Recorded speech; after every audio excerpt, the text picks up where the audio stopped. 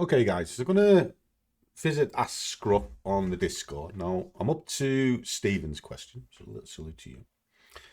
Would you apply red light, green light as part of the homework or extra confirmation?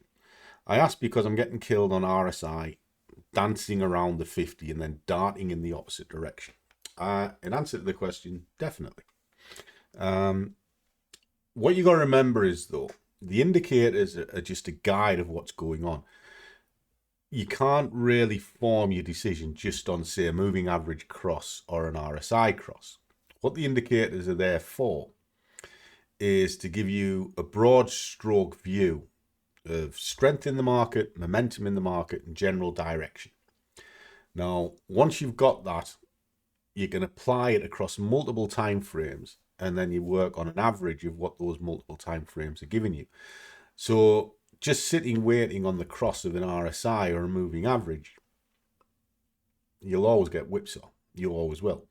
So what you have a tendency to do is you get your direction first, and that's through the time frames.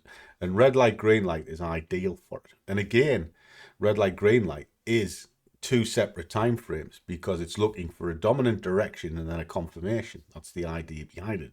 It's a two trigger system.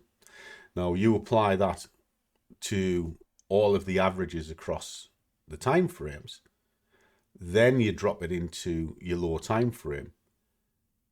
You're already only looking for a singular direction that the market's pretty much dominant in, and then you can apply your RSI.